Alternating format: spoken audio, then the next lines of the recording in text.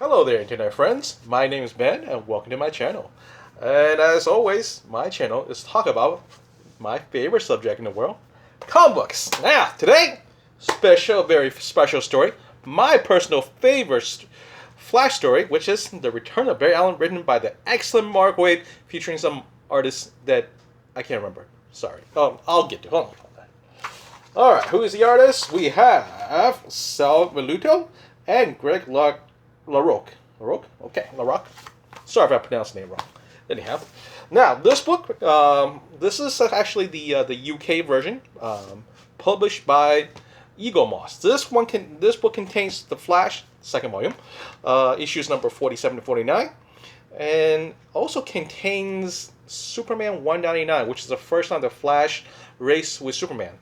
I don't know why that's involved in this version of the book, but the original version, the trade paperback, also collects Flash number 74 to 79 and just Green Lantern number 40. And unfortunately, that book is currently out of print, so never fear.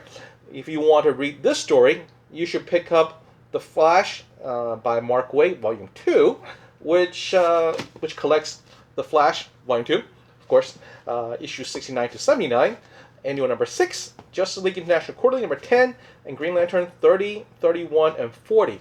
Now, that's the problem with this book is that this version does not contain Flash number 40, which actually does cross over with the Return of Barry Allen storyline. Anyways. So, let's start with what Mark Waid did. Let's actually start with The Flash. Okay, 1996 is when Wally West, the second Flash, given up the mantle of Kid Flash and becomes the Flash. As maybe you know, you don't know, the original Flash, Barry Allen, sacrificed himself doing Crisis on Infinite Earth. So reluctantly, of course, the world needs a Flash, and Wally West, being the Kid Flash, who's been mentored by Barry Allen for many, many years, takes on the mantle. And this book came out back in 1993. I think it's collected in 95. I'm not too sure, so don't quote me on that one. But anyways, at that point, Barry Allen's been a Flash about 6-7 years. Still, as a sidekick, he always felt that the shoe of being the Flash is a bit too big for him to wear. However, the world needs a Flash, so reluctantly he took toward the mantle, and slowly, gradually, he started to find confidence in himself, and as well as the citizen of Key City, as the rest of the world, has also see him as the Flash. Now we get to the story. One Christmas evening, someone knocks on the door, and when they open the door, it's Barry Allen. But how could that be? Barry Allen died during Infinite Crisis. Oh, sorry, Crisis on Infinite Earth. Infinite Crisis is a completely different story that published decades later. My bad. Anyway, apparently, during Barry didn't really die during Crisis on Infinite Earth. He was trapped in the Speed Force, and because Wally's battle with, let's see, who did he say? This is battle with.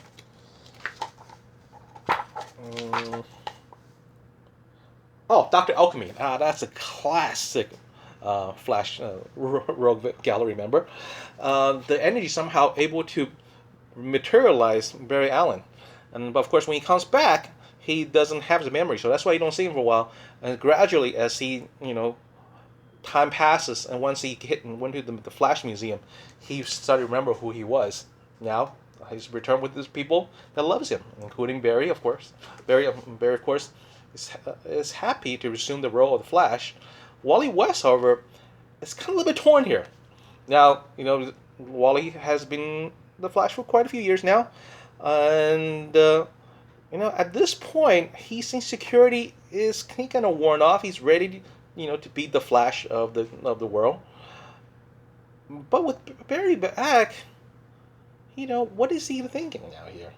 At one end, it's, he could give up being the Flash, and because to him, Barry Allen was his hero. This is his mentor, the man who trained him, the man taught him how to be a superhero, right? For him, and to many other people, Barry Allen's always going to be the Flash. Because he's dead, really, they turn to Wally. Now Wally can relax. Well, not really. He can assume being the Flash, but with with especially with help. Barry Allen, who's the Flash, both, and then what they did team up, and they were quite successful in the beginning. However, during one battle, apparently Wally died. Uh, Barry goes berserk and just beating the crap out of the person that's responsible for it. But Wally was not dead. However, after Wally managed to free himself, he was behind Barry, and he heard Barry saying something that really disappointed him and saddened him, because the guy who seemingly killed Wally West, called him the Flash. Barry, however, did not like that. He didn't really care that Wally lived or died or injured. He did care that this person considered Wally to be the Flash, while Barry considered himself to be the only Flash. And he was upset, and he really beat the guy to a bloody pulp. As our story continues, Wally and other speedsters has started to see Barry's not right. He's a lot more violent, a lot more aggressive than ever known him to be. And during one battle, where Barry and Wally were trapped in a force field, Barry was managed to use his super vibration to escape. Instead of helping Wally, he says he refused. He's like, I am the only Flash here. Actually, let me just go to the issue right now. I'll read it to you.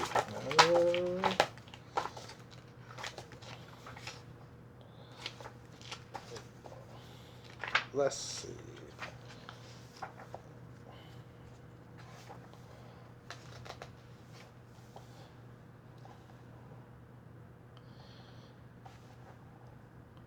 Help you? Why? You stole my name. You tried to replace me. Tried to make the world forget about Barry Allen. Barry, look around. Everybody remembers. They remember the kind of man you were, the things you stood for. Of course they do. You were here to remind them, to be their champion, their hero, while the real Flash becomes some pathetic, forgotten figure swept into the dustbin of history. Well, I'll show them. Trust me, Wally. I will be remembered starting today. Barry Allen will be forever remembered as the man who destroyed this ungrateful city. Anyways, that does not sound like Barry Allen. And so, many people at this point thought Wally was dead, and he was even reported on the news. It says the Flash is dead. However, Barry went home. He was really upset, but he was very distraught. And you can't blame him. There he was, his uncle, his hero, had left him to die.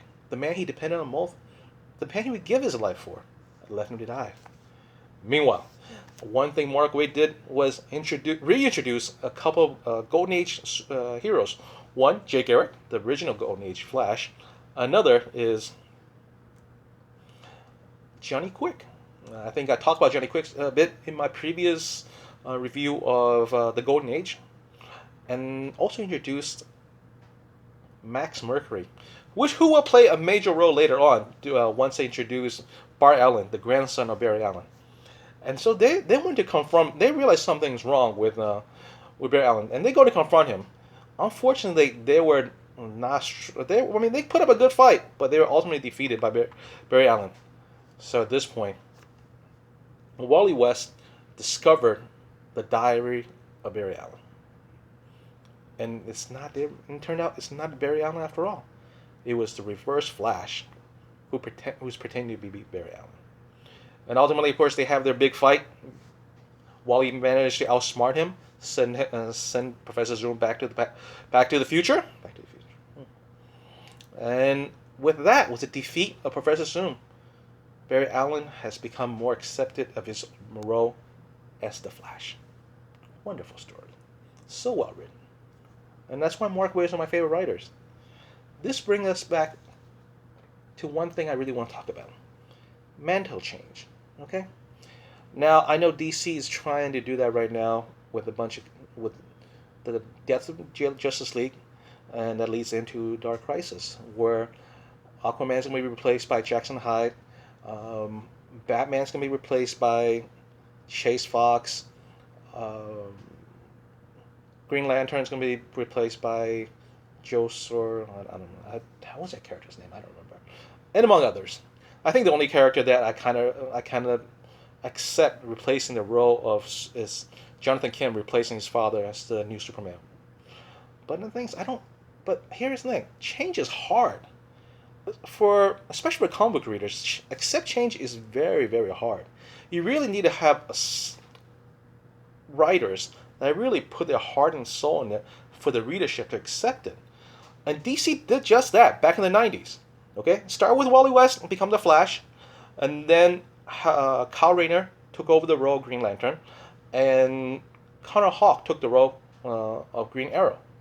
Now these three characters, because because the hard work by Mark Waid, Chuck Dixon, and Ron Mars, the DC readership was accepted them, the next generation of Green Lantern, Green Arrow, and the Flash as the Green Lantern, Green Arrow, and the Flash.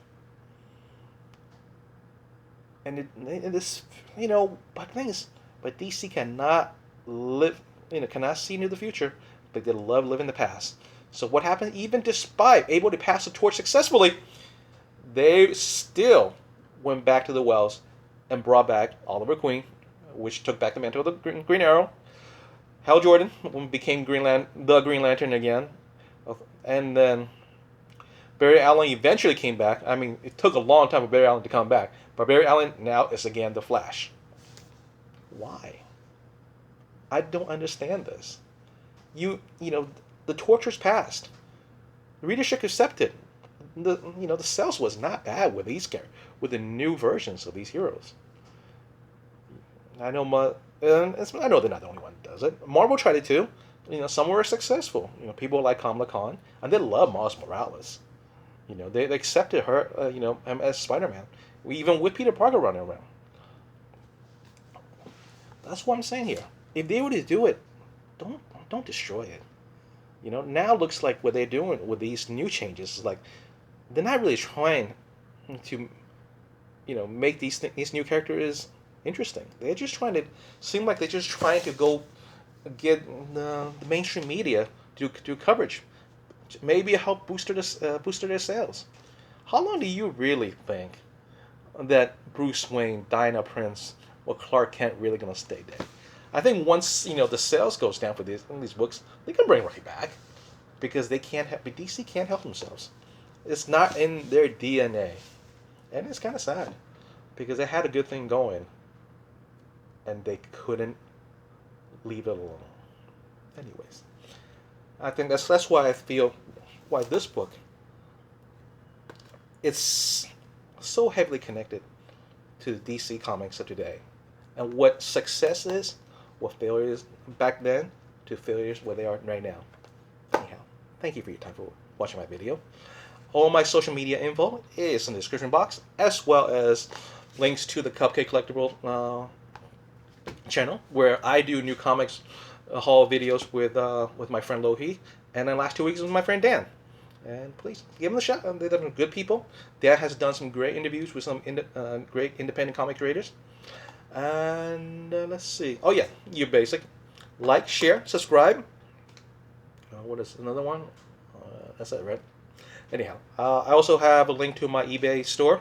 If you want to help your boy out, I'm selling comic books, Funko Pops, and DVDs there. So, well, I mean, I don't ask for, I don't have a Patreon page. You don't need to give me money, but you want to buy something from me, that'd be great. Anyhow, thank you for your time. You have a good day. I'll be back soon. Bye.